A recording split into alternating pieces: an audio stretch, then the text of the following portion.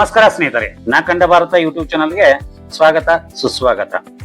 ಕನ್ನಡ ನಾಡಿನ ವೀರರ ಒಂದು ಕಥೆಯನ್ನ ಇವತ್ತು ಹೇಳ್ಬೇಕಂತ ವಿಚಾರ ಮಾಡಿದ್ದೀನಿ. ಹಲಗಲಿ ಬೇಡರು ಎಂಬ ಒಂದು ಕಥೆ ಇದೆ. ಅದರ ಬಗ್ಗೆ ಒಂದು ವಿಷಯನ ಹೇಳ್ತಾ ಇದ್ದೀನಿ. ಜಾನಪದ ಮತ್ತು ಲಾವಣಿ ಪದಗಳಲ್ಲಿ ತುಂಬಾ ಸೊಗಸಾಗಿ ಬಂದಂತ ಈ ಕಥೆಯನ್ನ ತಮಗೆ ನಾ ಕಂಡ ಭಾರತ ಯೂಟ್ಯೂಬ್ ಚಾನಲ್ ಮೂಲಕ ತಮ್ಮೆಲ್ಲರಿಗೂ ಪ್ರಸ್ತುತ ಕೊಡ್ತಾ ಇದ್ದೀನಿ. 1857ನೇ ಇಸ್ವಿಯಲ್ಲಿ ಬ್ರಿಟಿಷರ ವಿರುದ್ಧ ಭಾರತದ ಸೈನಿಕರು ಮಾಡಿದಂತ ಹೋರಾಟವನ್ನ ಬ್ರಿಟಿಷರು ಸಿಪಾಯಿ ದಂಗೆ ಆದ್ರೆ ಸ್ವತಂತ್ರ ವೀರ ಸಾವರ್ಕರ್ ಅವರು ಇದನ್ನ ಪ್ರಥಮ ಸ್ವತಂತ್ರ ಸಂಗ್ರಾಮ ಅಂದ್ರು. ಯಾಕಂದ್ರೆ ಇದಕ್ಕಿಂತ ಕೇವಲ ವ್ಯಾಪಾರ ದೃಷ್ಟಿಯಿಂದ ಬಂದಂತ ಬ್ರಿಟಿಷರು ಭಾರತದಲ್ಲಿ ತಮ್ಮದೇ ಆದಂತ ಒಂದು ಕಾಯ್ದೆ ಮಾಡಿಕೊಂಡು ಇಲ್ಲಿ ಆಡಳಿತ ನಡೆಸ್ತಾ ಇತ್ತು ಈಸ್ಟ್ ಇಂಡಿಯಾ ಕಂಪನಿ. ಆಗ ಈಸ್ಟ್ ಇಂಡಿಯಾ ಕಂಪನಿ ಈ ಆಡಳಿತವನ್ನ ಬೆಸತ್ತಂತ ಭಾರತದ ಕೆಲವು ರಾಜರು ಆಗಾಗ ಅವ್ರ ಮೇಲೆ ಯುದ್ಧ ಮಾಡ್ತಾ ಇದ್ರು. ಅದರ ಪ್ರಕಾರ ಕಿತ್ತೂರಿನ ಸಂಸ್ಥಾನ ಇರ್ಬೋದು, ಹಾಗೆ ಅಲ್ಲಲ್ಲಿ ಬಂಡಾಯಗಳೆದ್ದು ಬ್ರಿಟಿಷ್ ವಿರುದ್ಧ ಹೋರಾಟ ಮಾಡ್ತಿದ್ರು. ಆದ್ರೆ ಇವೆಲ್ಲ ಹೋರಾಟಗಳು ಕೇವಲ ತಮ್ಮ ರಾಜ್ಯಗಳನ್ನ ಮತ್ತು ಸುರಕ್ಷಿತವಾಗಿ ಇಟ್ಕೋಬೇಕು ಮತ್ತು ಸ್ವತಂತ್ರ ಆಗಿ ಇಟ್ಕೋಬೇಕು ಅಂತ ಹೋರಾಟ ಮಾಡ್ತಿದ್ರು. ಆದ್ರೆ ಇಡೀ ದೇಶ ವ್ಯಾಪ್ತಿಯಲ್ಲಿ ಒಂದು ಹೋರಾಟ ಪ್ರಾರಂಭ ಆಗಿದ್ದು ನಾನಾ ಸಾಹೇಬ ಮತ್ತು ಟಾಟಾ ಟೋಪಿ, ಝಾನ್ಸಿ ಲಕ್ಷ್ಮೀಬಾಯಿ ಇವರೆಲ್ಲ ಪ್ರಯತ್ನದಿಂದಾಗಿ ಭಾರತದಲ್ಲಿ ಒಂದು ದೊಡ್ಡ ಕ್ರಾಂತಿ ಆಯಿತು 1857 ಇಸ್ವಿಯಲ್ಲಿ. ಅದಕ್ಕೆ ಪ್ರಥಮ ಸ್ವತಂತ್ರ ಸಂಗ್ರಾಮ ಅಂತ ನಾವು ಹೇಳ್ತೀವಿ. ಆದ್ರೆ ಉತ್ತರದಲ್ಲಿ ಈ ಪ್ರಾರಂಭವಾದಂತ ಈ ಒಂದು ಹೋರಾಟವನ್ನ ಬ್ರಿಟಿಷರು ಆಗಿನ ಸಮಯದಲ್ಲಿ ನಮ್ಮ ದೇಶದ ಕೆಲವೊಂದು ಜನರನ್ನ ಉಪಯೋಗ ತಗೊಂಡ್ಕೊಂಡು ಈ ಸ್ವತಂತ್ರ ಹೋರಾಟವನ್ನ ಹತ್ತಿಕ್ಕುವಂತ ಪ್ರಯತ್ನ ಮಾಡಿದ್ರು.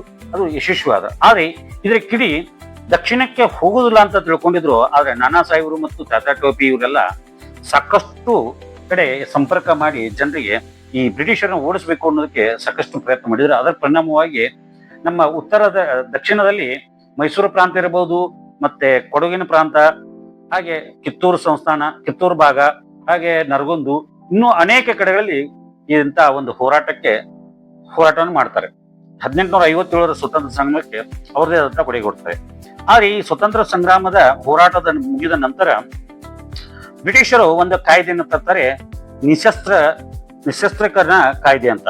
ಅದೇ ಅರ್ಥ ಏನಂದ್ರೆ, ನಮ್ಮಲ್ಲಿ ಇರುವಂತ ಶಸ್ತ್ರಾಸ್ತ್ರಗಳನ್ನ, ಕೊಡ್ಲಿ ಇರ್ಬೋದು, ಕುಡುಗೋಲು ಇರ್ಬೋದು, ಬಿಲ್ಲು, ಬಾಣ, ಬರ್ಚಿ, ಈ ತರದ ಏನು ಶಸ್ತ್ರಾಸ್ತ್ರಗಳು ಬರ್ತಾವಲ್ಲ ಇವನ್ನೆಲ್ಲನೂ ಸಹಿತ ಬ್ರಿಟಿಷರಿಗೆ ಕೊಡಬೇಕು.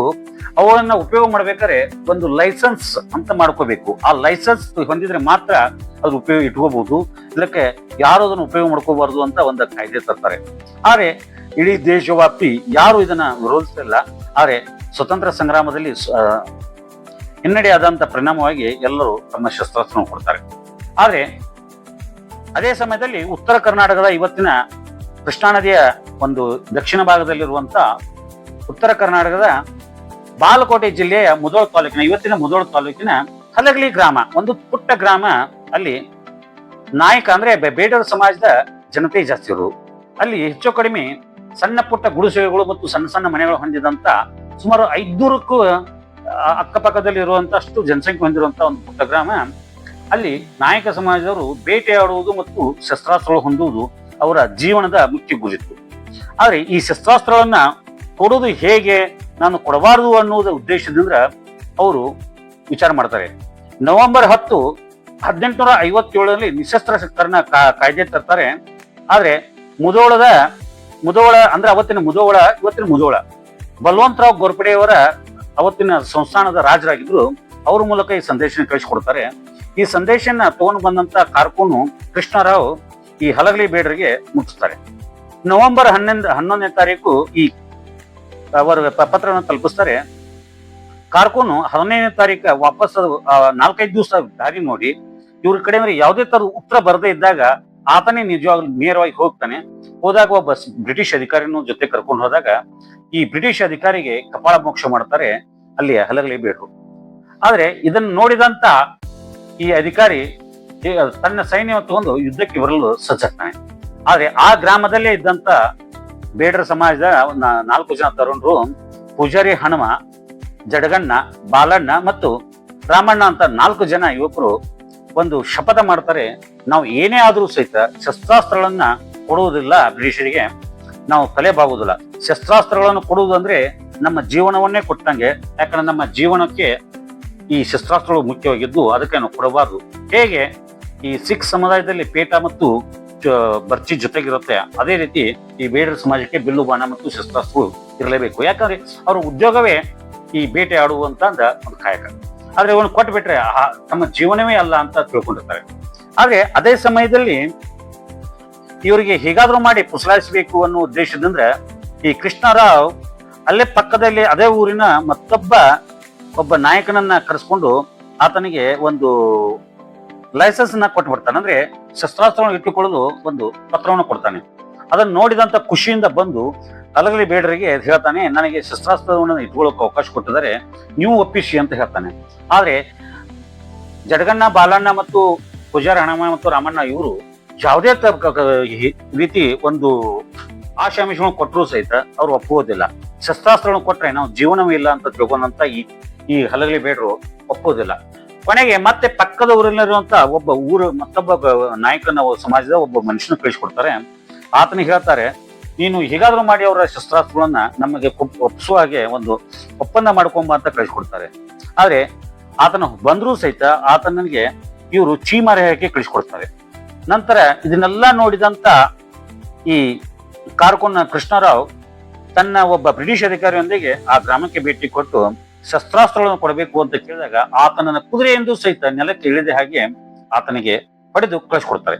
ಇದರಿಂದ ಕೋಪಗೊಂಡಂತ ಈ ಬ್ರಿಟಿಷ್ ಅಧಿಕಾರಿ ತನ್ನಲ್ಲಿರುವಂತ ಅಶ್ವದಳವನ್ನ ತೆಗೆದುಕೊಂಡು ಈ ಹಲಗಲಿ ಬೇಡರ ಮೇಲೆ ಒಂದು ದಾಳಿ ಮಾಡ್ತಾನೆ.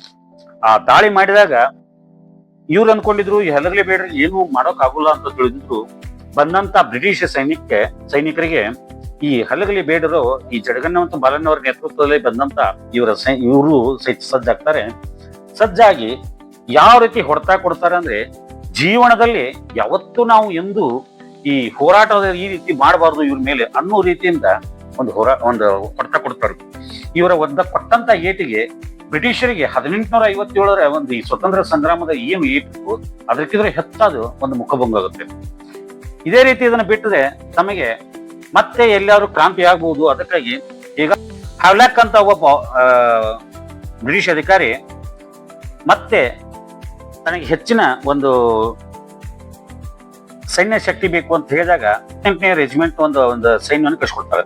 ಆದ್ರೆ ಈ ಹೋರಾಟದ ಸಮಯದಲ್ಲಿ ರಾಮವ್ವ ಅಂತ ಒಬ್ಬ ಹೆಣ್ಣು ಮಗಳು ಸಹಿತ ಈ ಹನುಮ ಮತ್ತು ಜಡಗ ಮತ್ತು ಬಾಲಣ್ಣ ಅವ್ರ ಜೊತೆಗೆ ಹೋರಾಟ ಮಾಡ್ತಾಳೆ.